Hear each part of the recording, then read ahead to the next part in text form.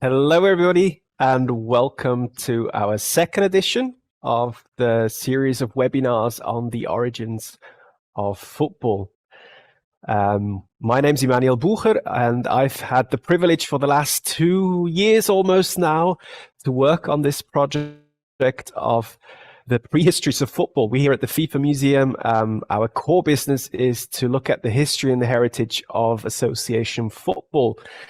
And usually we sort of stop in 1863, but 2-3 years ago, we started thinking about what actually happened around football before 1863. And out of this came the project that is now called Origins Prehistories of Football, which is a digital online exhibition on 4 major ball games that we covered and looked at of how ball games looked like thousands of years ago and how they are maybe connected to the current game of football that we know today.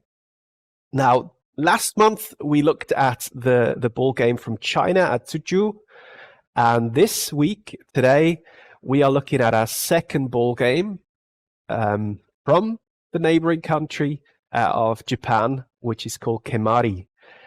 Now, I'm not sure about you, but me, when I started into this project, I didn't know too much about Kemari at all. I heard of the ball game. I'd seen 1 or 2 pictures, but I didn't really know what the ball game was about. And what we aim to do today is, on the one side, to give you a bit of an introduction and to show you roughly what this ball game was about and some of the core topics around the ball game of the time. But mainly we want to talk about the question of why is it that we don't really know too much about it today? Why is it not played in Japan? We know about some of the other big sports from Japan, like sumo wrestling, or maybe judo, which is a world sport today, which also originated in Japan. But Kemari, we don't really know too much about it. So that's the main question that we like to tackle today. So before I introduce our 2 guests today, I want to roughly give you an overview of what actually Kemari is as a game. And for this, I'm going to show you a couple of pictures.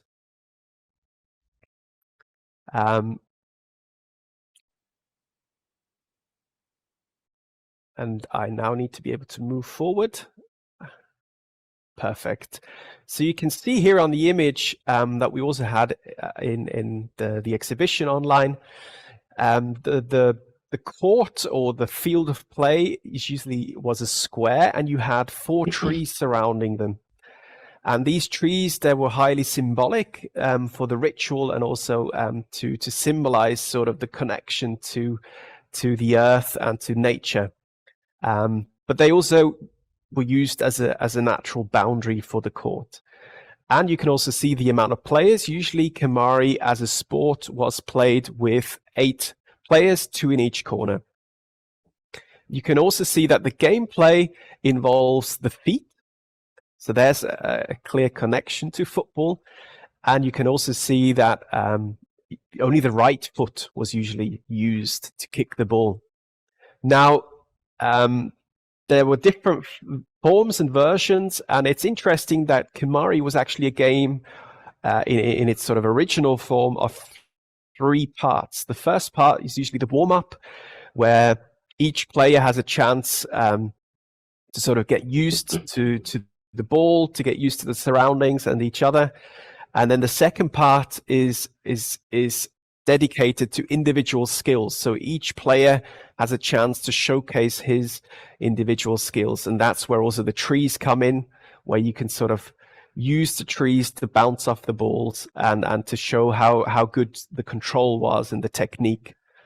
And then the last part was dedicated to teamwork and team play. So this is the setting that we see on the image of the players then actually passing the ball to each other. And you can see also that there was a clear ritual of who was allowed to play the ball. Usually it was a very natural hierarchy. So the highest rank players started the game, and then it sort of moved down through the ranks in the order of play. We can also see here on the image that calls were used to dedicate of who was passing the ball and who was receiving the ball. And if maybe it was a little bit unclear who the pass was played to, the player who used the longest call or who cried the longest was then the receiving player, who then controlled the ball again, played one big pass, and then forwarded the ball to the next player. So I think it was important just to get a general understanding of what Kemari was played like. And now it's my privilege to introduce the two gentlemen in the call. On the one side, Professor Lee Thompson from the Waseda University in Tokyo. Lee, it's a privilege to have you on board. What time is it in Japan at the moment? It's a little after 7 p.m. right now. And thank you for inviting me. I'm really looking forward to this. Thank you for being part of today's webinar. And Lee was also part of the expert team that worked on the content for our exhibition. So we've been working together for a couple of years now on this project. Now, Lee will talk a little bit more about his personal connection to Kemari as a game, but also incorporated into the general sphere of sports in Japan. So we'll hear a little bit more from him on his personal connection. And the second person on our call today is Guy Oliver. Now, Guy and I have known each other for quite a while. I think it's about 7 years now. Guy has been involved as the football historian for the FIFA Museum for almost 10 years now, from the build-up and the launch of the museum. Guy has a background in journalism, broadcasting. He traveled the world covering football. So association football and the globality of association football is probably the topic that Guy knows most about. And he gets going very much when talking about peculiar places around the world and how they are connected to football. And he's very strong on the local aspect of football and how it is interpreted. So, Guy, a warm welcome here from Zurich to you in Bournemouth, or Thank close you to very much. Bournemouth. A very hot Bournemouth, I heard. Yeah, well, we're experiencing one of those sort of bizarre weather spells in this country where it goes haywire and the whole country goes haywire. So, but there you go. It's nice to be here. So we can see that we have two sides of the coin here today. On the one side, we have with Lee the perspective from Japan. Lee's been in and out of Japan for 50 years, probably 45 years, which he's been there permanently now. So really ingrained within the culture, and he'll sort of take up the perspective of what Kemari means within Japanese culture and history, and also how it is sort of how it fits into the social aspects of Japanese culture, and also how it compares to other sports within Japanese culture. And Guy sort of will then pick up the side of association football from sort of the Western, the English perspective of the game also, and how that has connections, or maybe how these connections are different to the historical ball game of Kemari. So to start off with, I'd like to ask the two of you, and I'll start with you, Lee, to give us a little bit of an introduction of your personal connection to Kemari as a ball game, as a phenomenon, and how that maybe connects to some of your other interests that you've been working on your professional career for quite a while now. So we're interested to see and hear about that. Thank you, Emmanuel. Well, as you said, I first came to Japan in the mid-1970s, and after kicking around at a variety of things, I ended up in the Graduate School of Human Sciences at Osaka University, where I wrote my dissertation on the modernization of sumo as a sport. Now, sumo, of course, has a very traditional reputation. It looks very traditional, and it's usually thought to have preserved its traditional form from ancient times. But when you look into it, you actually see that sumo has undergone many changes in the modern period, some of them involving the so-called the so-called traditions. Now, here's a slide. This shows the referee's costume in 1784. And you can see how it looks there. But if you compare that with the referee's costume of today, you can see it looks quite different. The costume today is more ceremonial, and maybe, yeah, it looks more ritualistic, you might say, than the old costume back then. So that the referee's costume changed in 1909, well into the modern period. And the roof over the ring as well. This is a photo from back in the probably around the 1800, and you can see it's kind of a simple roof. This photo is from 1927. It's a little more ceremonial, but this is the current roof over the ring now, and you can see it's an imitation of a Shinto shrine. It uses the same roof as the roof over the Shinto shrine, which is a definite religious element. But this was only incorporated in 1931, so it's not even 100 years old. So at the same time, sumo was undergoing a process of modernization, which mainly involved the evaluation of performance based on record. And that's exemplified by the institution of the championship system, which is usually dated to 1909. This is the Emperor's Cup, which was first awarded in 1925. So in my research, I came across in my research for on the modernization of sumo, I came across the 7 distinguishing characteristics of modern sport proposed by Alan Gutman, which is secularization, equality, specialization, rationalization, bureaucratization, quantification, and the quest for records. And Gutman gave the example of Kemari as an ancient sport that showed some elements of quantification. That is, the players counted the number of successful kicks. Now, this got me interested in Kemari, and later, when Alan and I wrote a book on the history of sports in Japan, I did a little more research, and I also contacted the Kemari Preservation Society, which is headquartered in Kyoto, in the Kansai region of Japan, where I was living at the time, and I attended a few of their practices and events.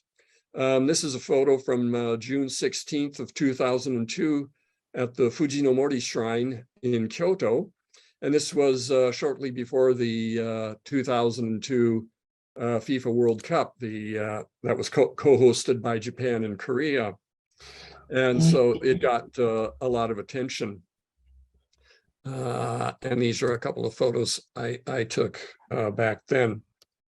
So that's a very brief account of my connection and interest in Kemari. So Lee, you mentioned sort of your connection to Kemari came through sumo and your work on sumo and your love for sumo. Guy, would it be a stretch to say that your connection to Kemari comes through association football? Yeah, totally. I mean, I think you pointed out at the beginning, I come from this completely stellar opposite angle to Lee. My knowledge of Japan is nowhere near Lee's, but I think what I can bring to this discussion is to me, I first came across Kemari when I was writing a book on the history of football 30 years ago, and I was, aiming to look at the, where did football come from, and there were always the Suchus, the Kemaris, Harpastum, Episkuros, and so on, and so I've known about it for a long time. But my first real experience of it was when I was doing a documentary series called History of Football, and we filmed in 2000 at a Kemari, the whole preparations, the uniform, the rituals involved, and so I've always been fascinated by how it relates to association football, and that really is my interest here. And it sort of promotes another of other questions. How is Kemari related to association football? Obviously, there's the use of the feet is the bottom line here, but it seemed to me that there was so much more that was relevant to association football that perhaps wasn't the case with the others. And I think, when you talk about the court, the kit, the rules, there's a governing body that operated throughout the history of Kemari, the scoring system, there were referees, there were even stars, the well-known players. And just one look at Diego Maradona, playing keepy-uppy before an Argentinos Juniors game, which he did in the 70s before joining Boca Juniors. You think, blimey, this is just Kemari in its in another form. And so what I'd quite like to do is get into some sort of discussion about what is it, how does the origins debate, there's obviously a fierce debate about the origins of football, but how can we place these ancient football games in the culture of the origins? So that's really my interest from this. So I think both of you have mentioned sort of this aspect of rituals and the role of rituals. So I'd like to touch upon that. And what we found out when we looked into sort of first references of Kemari, how far back can we go? One of the first references that we could find was this story of the Prince of Nakaone, and the baseline of this story is that the fundamental aspect of Kemari was the respect. So this prince's shoe fell off during play, and the Kemari players stopped the game and put the shoe back on. So that was sort of more important than the game itself. So Lee, is that just a nice story, or is there more to that this aspect of fair play and ritual is at the basis of Kemari or even Japanese culture? You're on mute, Lee. Yeah, I'm sorry about that. Yes, well, it's interesting to look at the context of where this story appears. It appears in the Nihongi, which is the Chronicles of Japan, which were compiled in the year 720. So maybe we can show a picture of what we're talking about here. Okay. So this one here, yeah. Yeah, and the point of the story is to relate how these two individuals met, because they later instituted a coup d'etat and took over the government and introduced something called the Taika reforms, which is a reform of how the government was conducted. And it had a profound influence on the history of Japan. So these were these two important figures in Japanese history. And this ancient history wants to relate how they met. And so for me, the interesting thing is that they chose this game of Kemari as whether it actually happened this way or not, they chose to represent it in that way. And to me, it shows that Kemari was a place where people can be expected to meet someone new and to make connections and forge new friendships.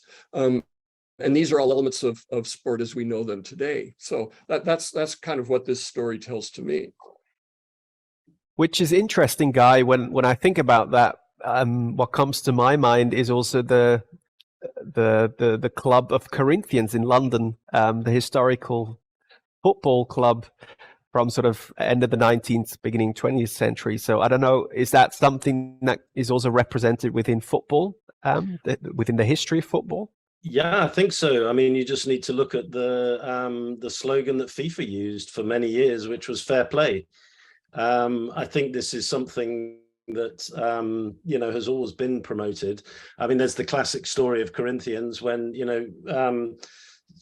they were awarded a penalty, they refused to take it because they didn't think that anyone would commit an offence on purpose. So yeah, I think it's sort of it is a theme that occurs throughout football history. Whether it's always adhered to is another thing, of course. Well, one thing when you mentioned the Club of Corinthians that interests me is that my image of football is that it was association football is that it was originally a sport of the people, and throughout a lot of its history had what was mainly supported by the working class. Whereas Kemari was participated in by the aristocrats and then kind of trickled down to the lower classes. So is that a proper take on association football history? I think it can be, although if you look at the people who created association football in 1863, they were very much the elite. And it spread down from them to the working classes. But again, this is where we get into the prehistories of football, because I think the striking similarities between, say, football in Europe and Kemari in Japan, and also Tsuchu in China, was this whole idea of the festivals. So, these were games played during festivals, whether it was Shrovetide in Europe or the spring festivals in Japan or China. I think this is another link for me in terms of how the two games developed. Yeah, so in England, in like the Middle Ages, they had what's called folk football, which was played during festival times. And I think the corresponding sport in Japan to that would actually be sumo, because sumo was held at these kinds of festivals in kind of a similar sort of way, I think. And Kemari was probably at that time it was held on its own. So there were ceremonies associated with it, but they weren't necessarily held at fixed times of fixed festivals, which sumo was. Yeah, that's interesting. And I think, as you mentioned, Lee, it trickled down in Kemari. So could you maybe elaborate a little bit how that happened? Because at the beginning, it's sort of like houses such as the Asokai house, who very much carried the mantle for Kemari and who were responsible for further developing it, also funding. So how did that transport out throughout the country of Japan? I'm not sure I can distill this down. Sorry about that. From my understanding, so first Kemari was played by the aristocrats, and then around, say, the 15th century, the the aristocrats got tired of war, and so they hired other people to fight their wars, the samurai. And but then the samurai eventually realized that they're the ones who have the power, and so they ended up taking over the country from the aristocrats. But the aristocrats kept their kind of their social status, and so the samurai, in order to associate with the aristocrats, then they learned Kemari as well. That was the first trickle down.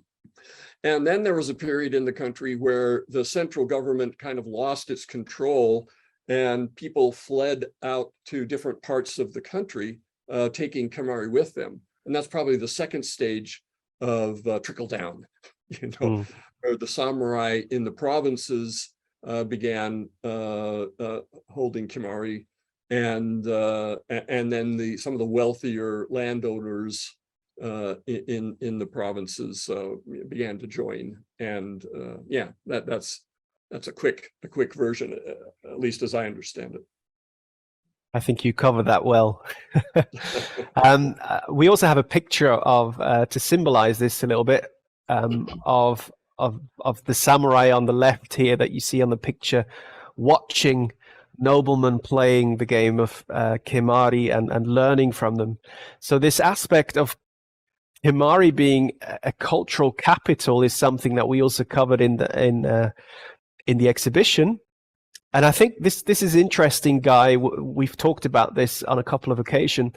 Does this transport to football, or is maybe within football it's the other way around, that footballers, maybe once they've attained a certain prominence within the game, they then go to other sports which are maybe socially more higher viewed, and they start playing golf, for example, to try and gain that cultural capital. So that's an interesting take to see.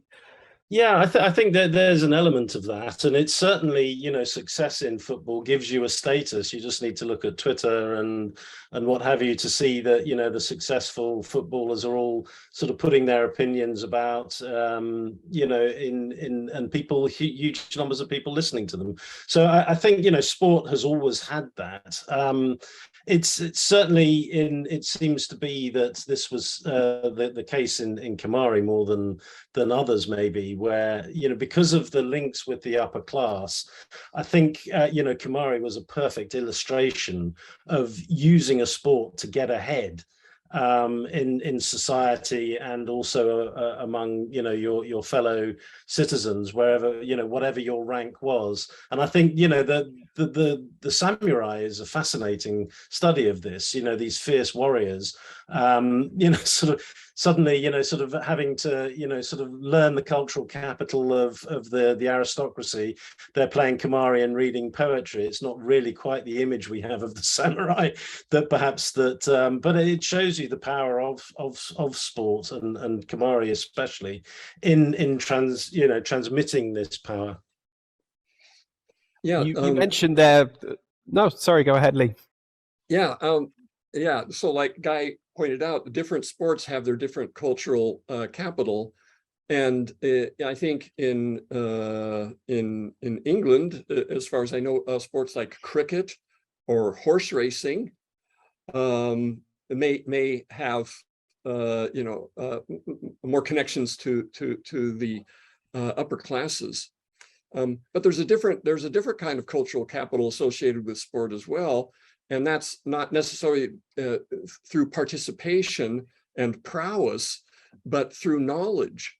When you think about someone, for example, in association football, supporting a team, and the knowledge they have about that team, about its history, about its current players, about the different matches that happened, and being able to talk about that knowledgeably to friends, that gives them status within certain communities.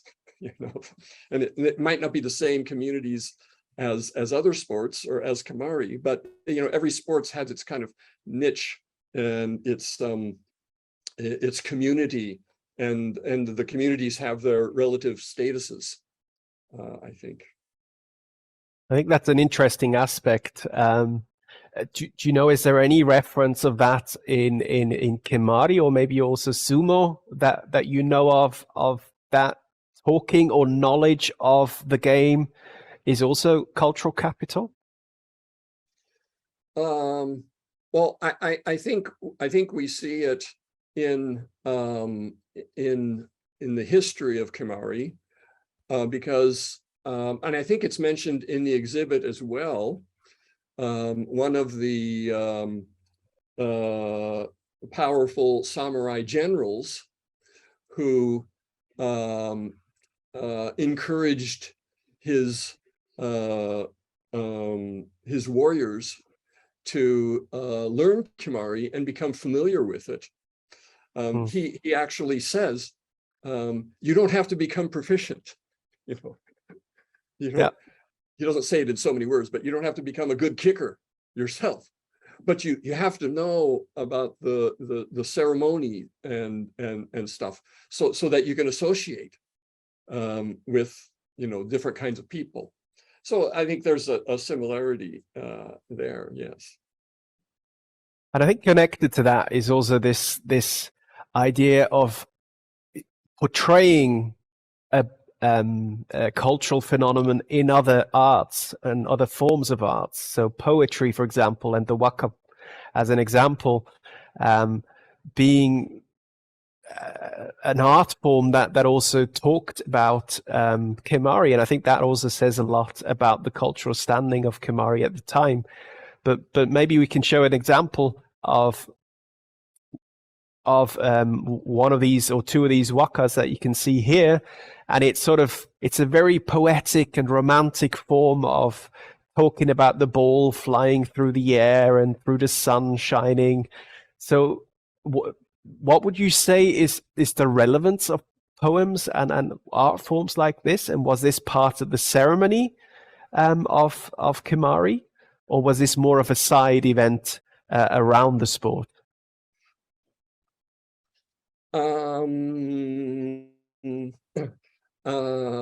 They were both considered cultural accomplishments. Poetry and Kemari were both considered cultural accomplishments, and just as it was considered an accomplished person knew how to conduct himself in the Kemari court. And he also knew how to conduct himself. And I use the male pronoun here because that's what we were talking about back then.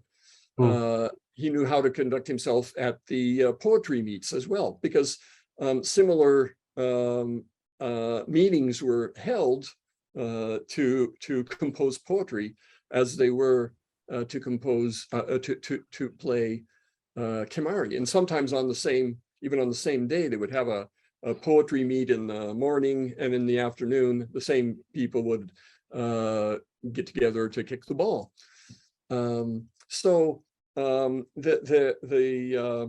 It wasn't like the culturally more refined art of poetry took up as a subject the less refined football, but they were more on equal footing. And as a matter of fact, if I can just speak for just a minute more, someone has investigated the development of the certificates that the leading houses that were supervising these two art forms.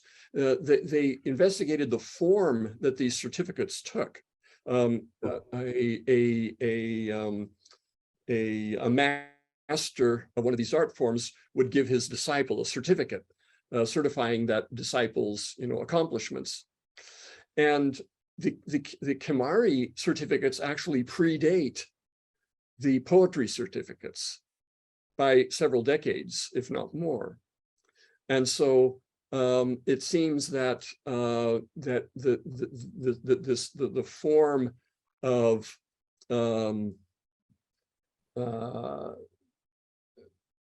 you know, the supervising or the houses of these two arts, it seems that developed in Kemari before poetry. Mm-hmm. Yeah. I think what's also fascinating here is that we have these poems and we have this art to give us an insight into the history of Kemari, because you can imagine that there was ball games being played around the world, but there's no legacy of them. I think what is brilliant, and it's also relevant for Tsuchu, is that this fantastic legacy of art, poetry is being kept for us, which I think is immensely significant for our knowledge of the game. Yeah, and I think it's go ahead. I think it's interesting if we make that connection also to association football, that maybe football doesn't quite go as smoothly with art, or it's always been considered as on different social classes. But if you see other forms of cultural representations, then their football in comics, for example, is very much represented, or in other forms of writings. If you see all the newspaper reports of all the games, there's another source, I think, that maybe association football has a closer connection to, also with the media, for example, which very much covered the ball game, and this is how we maybe can also see how football looked like in the past. Yes, I think that's right, and I think you have to bear in mind that it's also tends to be the rich and the powerful writing about these things, and I think that's where Kemari scores, is because the rich were writing about themselves. And so, for instance, in the Middle Ages, there are records of folk football in Britain, but not an extensive record like we have of Tsuchu or Kemari. In Italy, maybe Calcio Fiorentino was a bit, was given more status, so there's more records of that. But I think Kemari is very, very lucky from that point of view, that we do have this fantastic record of the game, which I think makes it very exciting to then be able to do the comparisons with association football and see what importance ball games had in the past. Yeah, I think we sort of mentioned the two aspects with the rituals, and also now sort of this art form that was connected to Kemari. One other aspect that I would like to talk about is the Western influence that came to Japan, and bringing with it also other sports, and how that conjured into maybe Kemari not transporting into modernity. And as an example of a newspaper report and a connected picture that I'd like to show you, and maybe Guy, if you could pick up here, why do you think this picture is significant to this narrative? I think this is it's quite a well-known picture. It's from the Graphic newspaper, which was published in Britain. It's from 1874, so we're talking just 10, 11 years after the creation of association football, 3 years after the formation of the Rugby Football Union. And it just shows, I think, when taken in conjunction with the Meiji Restoration of 1868, where the old is thrown out in Japan, and the new is the new the modernism is the new fashion.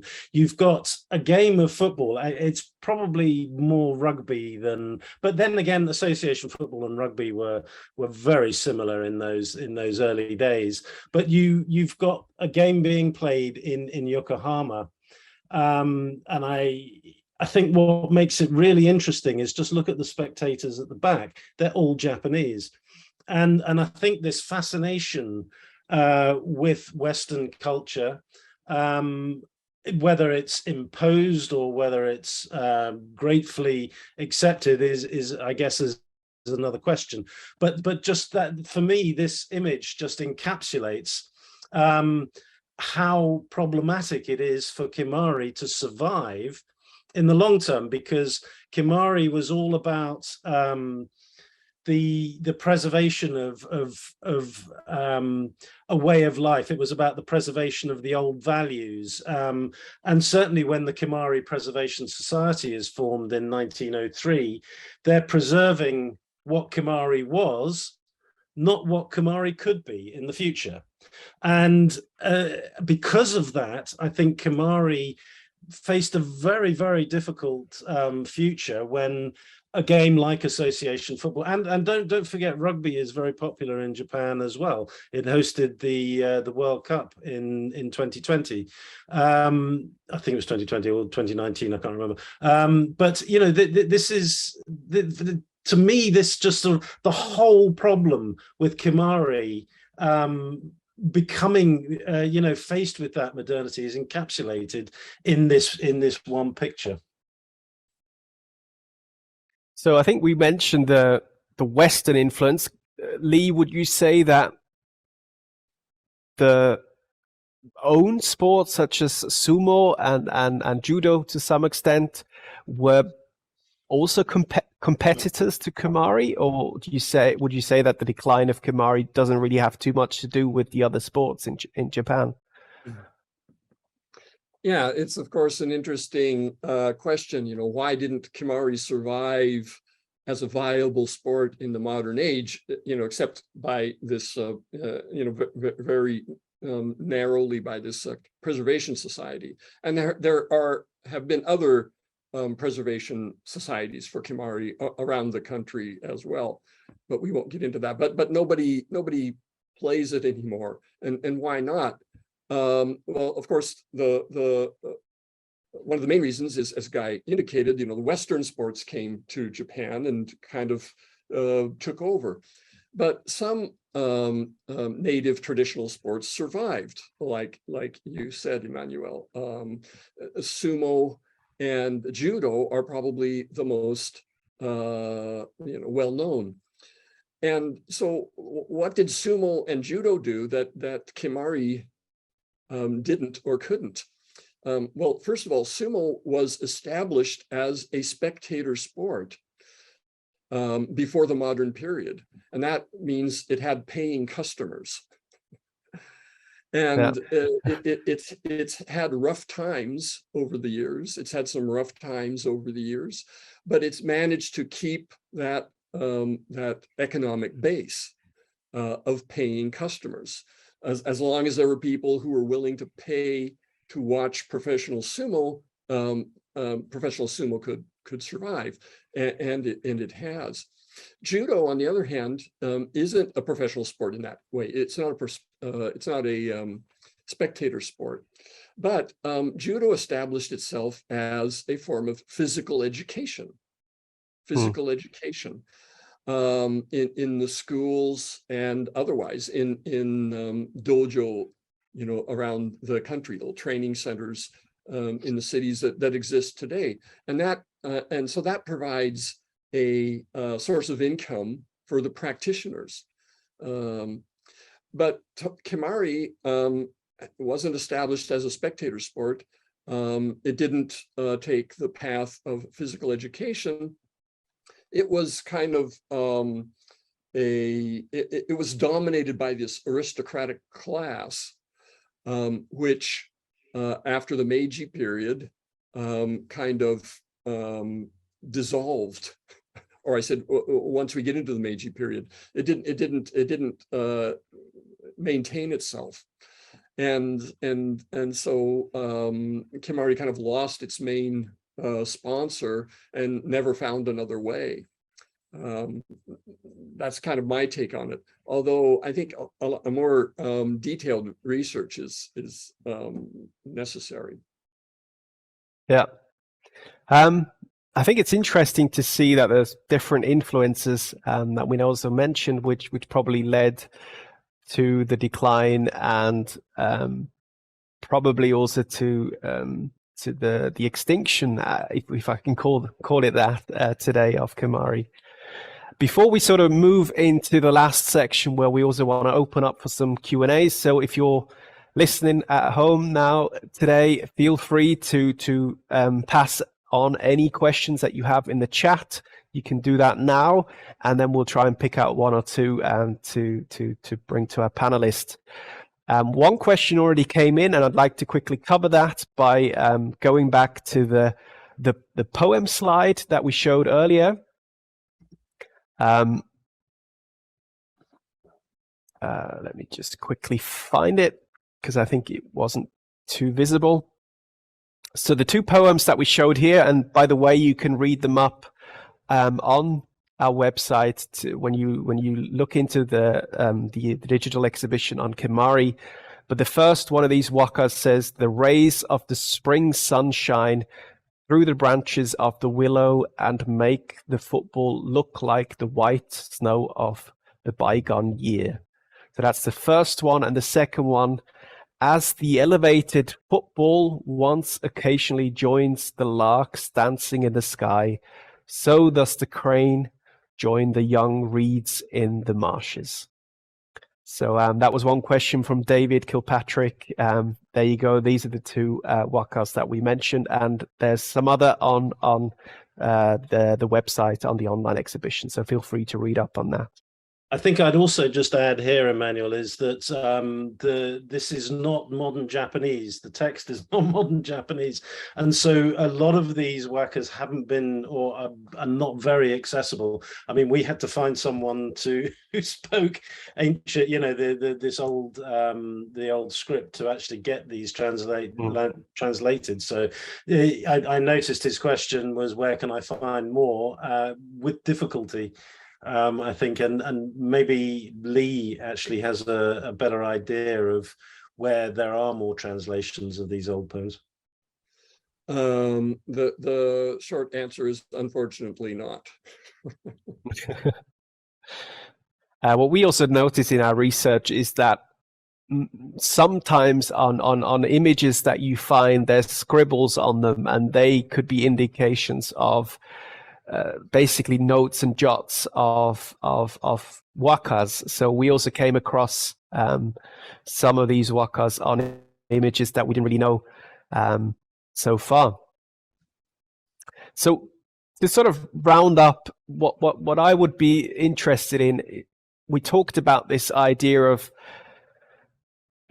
beauty or respect, the beauty through the art, and also this idea of respect and fair play being at the core of Kemari, and then also the financial aspect that sort of wasn't there. So would it be fair to say that this romantic idea of a game or of a sport that maybe focuses more on the beauty rather than the product or the final result, the winners? So it's more about taking part and playing the game well rather than winning. And that is also an aspect why maybe within our culture it didn't succeed, or these types of games are not successful in the long term. Would you agree with that? Also, maybe looking at it into other sports and also into maybe association football. Well, the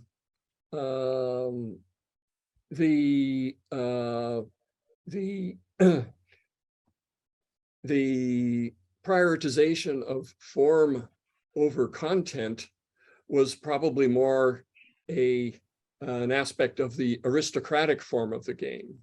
Right. From what I've read, the lower you go down in the classes, the more people were interested in keeping the ball in the air and looking good while they're doing it. I mean, having good moves, and so I think when the Preservation Society seems to be more interested in preserving the form over the content, I think, and perhaps that's one reason why it has the role it has today. which is, when people want to just look at the representation of something ancient, rather than show their skills or develop their skills or something. Which I think could be said if we go back to the example of Corinthians, right, Guy? In a way, they also died out, or that form of football or that way of thinking about football didn't really transport into modern times. I think that, I mean, there are an enormous number of challenges that that any sport faces. But I mean, I'd just like to read a newspaper report that I came across a while ago about Kemari. Kemari was actually one of the sports that the Victorian founders of association football knew about. I don't think they were aware of Tsu, and they certainly wouldn't have been aware of the Mesoamerican game, but they were aware of Kemari, and there were reports of the ancient, Japanese game of football that regularly appeared in the press. And this one, I think, sort of sums up the problems that that Kemari faced. He said, His Majesty Toba II became very expert at the sport, as also did the noble Asukai.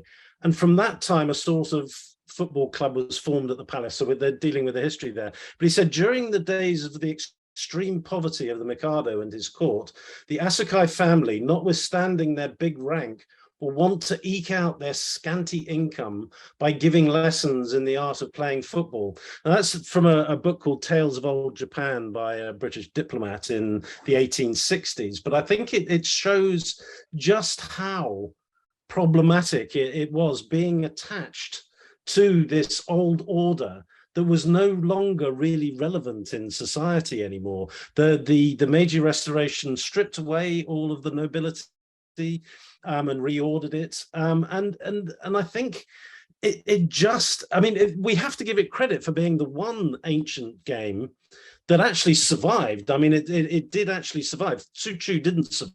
The Mesoamerican ball games didn't survive. Harpastum Episkuros didn't. So we have to give it some credit, but I think therein it's sort of this specialist sort of interest in it, that sort of preserving what they had, was ultimately its downfall in the a bit like the Corinthians. You stick defiantly to amateurism, preserving this ideal, then you can't adapt. And I think that in many ways for me is the lesson of Kemari, because as I've said before, it had a lot of the aspects of modernity already there, and as I said at the beginning, from the referees, from the scoring. Let's not forget, this was a game where they scored. There were records. There was record keeping. There was, this was highly developed, but within that, preserving it and sort of the Asukai in particular, this one of the great family houses was, their control was so tight, a form of governing body, if you wanted, at the time for Kemari, that the future was really in their hands, and they didn't cope with it very well in the long term. If I can just say one quick thing here, I'm sharing this photo of the costume. This costume is made of silk, and it's said to cost somewhere around $10,000 or US dollars. Yeah. And so if every player has to put out $10,000 or find some sponsor, for $10,000, to play the costume. If this costume is the most important part of the sport, more than the actual techniques involved, then your sport doesn't have much of a future. It's a very interesting point that you make there, this financial barrier that might be there or might limit accessibility very much. And the courts as well. I think in the post-Second World War, a lot of the places where they played Kemari were taken over, they were requisitioned, and they simply didn't have very many places to play the game anymore. Absolutely, yeah. So we're closing. We're coming towards the end. Time flew by. What I would like to ask the two of you is sort of a final closing statement. Maybe one aspect of the Kemari as a sport that you feel or that you might be interested in to know more about. Lee, you mentioned that that there are some aspects that still need a bit of research, but is this one aspect that you still feel there's a lot of you're intrigued to know more about, but that we don't know much about now at the moment? Well, thank you. I think the main thing that I would be interested in learning more about is actually how Kemari became near extinct. When you read records from, say, the 19th century, even, it was actually quite popular. And so what was the actual process through which it lost all of its adherents and people just stopped playing it anymore? That's what would kind of be interesting to me. Right. What about you, Guy? Yeah, well, I think one of the things that we learned when embarking on this exhibition was just how little study there is, and I think we were very, very fortunate to find Lee to help us through this, because really there is not a great deal of literature, academic literature or other literature on Kemari, and I think this is something that I hope it becomes a source of research, more general research in Japan, but also further afield. I'd like to see it be taken a bit more seriously, because I think it's an important part of the culture of ball games that led to the creation of association football, rugby, American football, Australian rules, you name it. All of the codes, the modern codes of football, they all have, to investigate, what were the ball games that were played in the past? Why were they played? What did they do? And I just think there's a lot of work to be done on Kemari still. A lot has been done, and Lee has opened up for us a lot of avenues of interest in this. And I think really shone a fantastic light on the history of the game, which you can obviously see on the website. So I'd like to commend Lee for what he's done, but maybe let's see if other people can take it forward even further in the future. So a clear call for further research. Thank to the two of you, to you, Lee, and to you, Guy, for participating today. And thank you for listening at home, for being part of this webinar. As with the webinar from Suju from last month, we will put the webinars online in the near future. We're currently still editing some of the calls that we recorded from the last time, and we will make them accessible on our website.